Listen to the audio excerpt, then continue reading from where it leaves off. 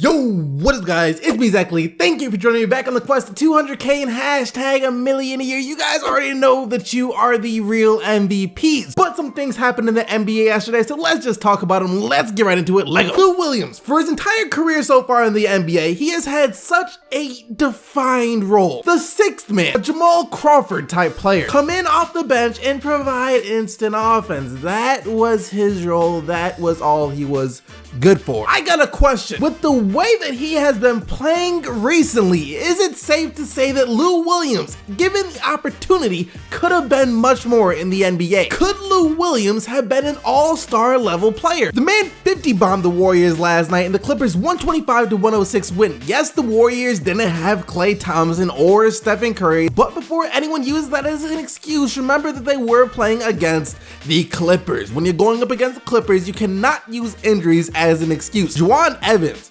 is their starting point guard, and they have Sindarius Thornwell coming off the bench. Nobody knows who either of those two players are. 4 of their starters are injured, so yes, not having Klay Thompson or Stephen Curry isn't an excuse for losing to the Clippers. The reason they lost to the Clippers was because of Lou Williams dropping 50 points. And no, I wouldn't be making this video if this was just a one-time thing. See, Lou Williams has been playing like an all-star all year long for LA. This is his 3rd game of the season where he has scored at least 40 points. He has had tons of 30-point games already, putting up 22 points per game on average. Even crazier is the Clippers haven't been that bad with him as their go-to guy. Look, I dog on the Clippers a lot. They're probably one of, if not the least respected team in the NBA. I'm sorry to any Clippers fans out there, but that's just the way it is, and maybe always will be until you guys get out of LA. However, despite all of that and the fact that 4 of their starters haven't been able to play much at all this year, and that they have had to go scout local YMCAs for guys like CJ Williams, Juwan Evans, and Darius Thornwell, and Tyrone Wallace,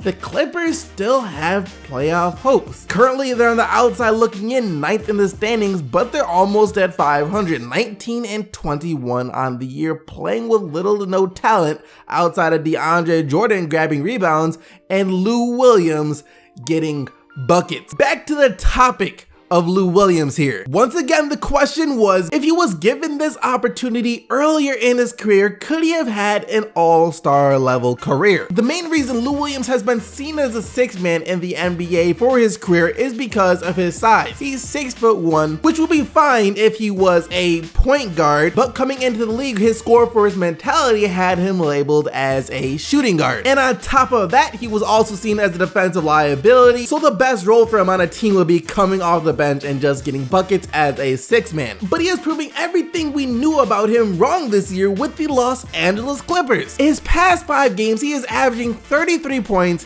and 6 assists. In the games he has started with the Clippers this season, he's averaging 26 points and 6 assists per game. Seeing him now is kind of starting to make me feel bad because I wonder if he could have been like an Isaiah Thomas. You look at guys like Isaiah Thomas and Kemba Walker, both considered great point guards, even though they don't rack up a lot of assists. The most either of those guys have averaged in their career is like 6. They both have score first mentalities, not the best defenders. Walker is the same size as Lou Williams, and Isaiah Thomas, of course, is even smaller. So why are they different from Lou Williams? How did Isaiah Thomas ever become more than just a 6th man in the NBA? See, the biggest difference has to do with the time they came into the league. Isaiah Thomas and Kemba Walker came into the NBA at a time where what it meant to be a point guard was starting to change. Less and less traditional point guards and more scoring point guards. You put Isaiah Thomas in the NBA back in the early to mid 2000s, and I don't think he ever gets the opportunity to become the player that he is today. And even then, for a while, the best role that IT could get was coming off the bench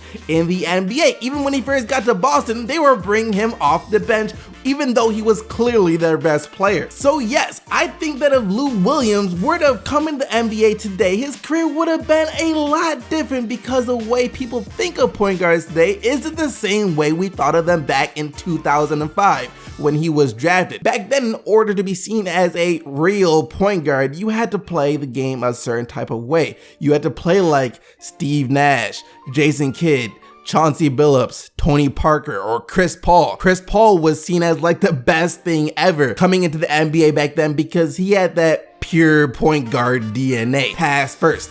That's what you had to be, and that just wasn't Lou Williams' game, so he was written off as an undersized 2-guard and a 6-man for the rest of his career. And it really is crazy because even today, with the way the game is being played, where we have guards out here changing what it means to be a point guard, it's still going to be hard for people to accept that maybe the player that we're seeing Lou Williams play as right now is the player that he could have been, that he could have been more than just the 6-man, only because the role of the 6-man is the only role he has had his entire career. His potential as a player was perceived by the era in which he was brought up in and not by his skill set as a player. He's a new school guard being held to old school stereotypes. Zach LaVine is coming back Saturday, that's great, but yet another player is about to make his return to the NBA court very soon too. Jabari Parker. As Jason Kidd, head coach of the Milwaukee Bucks, said yesterday that the team fully expects Jabari Parker to be playing before the All-Star break next month. Now, Jabari Parker is a name that is almost written off by NBA fans already, mainly because he has suffered 2 torn ACLs in 2 out of the first 3 years that he has played so far in the NBA. When a player suffers 2 what could be career-ending or at least career-altering injuries so early on, even though that player may have shown that he can be something special in the NBA, we as fans kind of detach ourselves from that player a bit emotionally because we don't want to get hurt. We don't want to get caught up in the hype, call him one of the best young players in the NBA, only for his career to be cut short and ultimately just become another what if or if only in the NBA. But let's be honest here, this is Jabari Parker's last chance. When he returns, there can be no more season-ending or major injury. 3 strikes and you're out. If this happens again, then it'll be all too clear that his body just isn't meant to sustain the stress of an 82-game NBA season. However, for the time being, this is fantastic news for the Milwaukee Bucks, who are looking to make a run in the Eastern Conference. Right now, they're like the middle of the pack, but we have still yet to see what they are like at full strength. Matter of fact, we have never seen what they are like at full strength ever since the players that they have started to develop into what they are today. Because last year when Giannis and Jabari Parker were becoming one of the best duos in the NBA, they were without Chris Middleton. But when Chris Middleton came back the exact same game, that's when Jabari Parker went down with his ACL injury. It was very unfortunate. So hopefully, fingers crossed that when Jabari Parker comes back this time, everyone stays healthy and we will finally get to see what this young core can do. For now though, like I said, the Bucks are still in the middle of the pack in the Eastern Conference. After beating up on the Orlando Magic yesterday, just like every team in the NBA has been doing ever since the Magic started off the year 6-2. From 6-2 to 12-3. Man, just thinking about the Orlando Magic kills my vibe, so let me just get this over with so I can move on. When the Bucks get Parker back and get him acclimated to the team and playing again, they should be able to challenge Washington, Miami, and Detroit for the 4 seed even more than they're doing right now. They're gonna be really good, that's the bottom line. Double overtime at the Garden, the Bulls and the Knicks. At the beginning of the year, you would have had to been some kind of insane to think that these 2 teams could play each other and the game would actually be the slightest bit entertaining. And yet, here we are. And it was the Bulls who were able to come away with the win in this thriller thanks to Lauri Markkanen improving upon his already impressive rookie year. He broke his career high scoring once again yesterday as he dropped 33 points on New York, including hitting 8 of his 15 triple attempts. And the Bulls actually didn't do that bad in that Jimmy Butler trade at all. Just Markkanen, Dunn, and LaVine. Yeah, I'd say that was definitely worth it. I already knew the Wolves were going to win this one before the game even started. They were rested and have been playing really well recently. The Thunder, on the other hand, coming off a back-to-back and have been struggling without Andre Roberson in the lineup. And OKC did put up a fight in the first half before it seemed like they just flat out ran out of gas, as the Wolves were able to pull away in the second half and come away with the 104-88 win. Jimmy Butler with 26 points, 8 assists, and 7 rebounds, while Russell Westbrook had 38 points and 10 rebounds for the Thunder. Damian Lillard and CJ McCollum played really well, but Chris Paul and Eric Gordon were just a tad bit better as the Rockets get the 121-112 win over the Blazers. Chris Paul with 37 points, 11 assists and 7 rebounds, while Eric Gordon chipped in 30 of his own. And in the final seconds of the game, Chris Paul went to the basket for the easy layup with the game already decided, and Damian Lillard had some words for him after that. And after the game, Lillard said that it was just disrespectful, said that Chris Paul basically told him that's what happens when you don't play defense.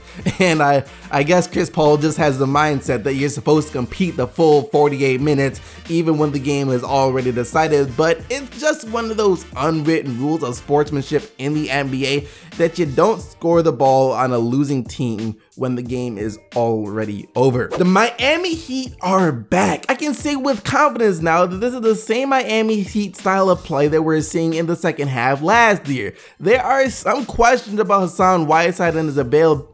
There have been some questions around Hassan Whiteside. There's a possible availability in trade though, especially with the emergence of Bam Adebayo. But for now, he is on the Heat and he helped them big time with 16 points, 15 rebounds, and 4 blocks in their 114-106 win over the Pacers yesterday. Miami, though, only used 3 guys on the bench, and each of those guys scored 15 apiece. The Pistons started to pull away at the end of the first quarter, and the lead grew larger and larger until the game was finally decided by the score of 114-80. Drummond was the first player since Kevin Garnett did it back in 2004 to post a stat line of 22 points, 20 rebounds, and 5 assists in only 3 quarters of play. Congrats to you for that, Dre. You have been dominant this year. Kemba Walker dropped 41 points and the Hornets still lost to the Mavericks. Sounds about right, actually. 115-111 the final score, as Harrison Barnes and Yogi DeBear countered Kemba's 41 to score a combined 47 points between them. Like Kemba Walker, John Wall also had his best scoring game of the season yesterday with 35 points to go along with his 11 assists, but that didn't matter either because also like Kemba Walker, John Wall's team still lost 107-104. The Jazz get the win over the Wizards. Ricky Rubio with 21 points for Utah. I hear Tyreke Evans is up on the trading block for the Grizzlies. He might as well be because he ain't coming back next year. His contract is set to expire, and I don't think there is any way that he signs up for more of the same that he's been going through this year with the Grizzlies. But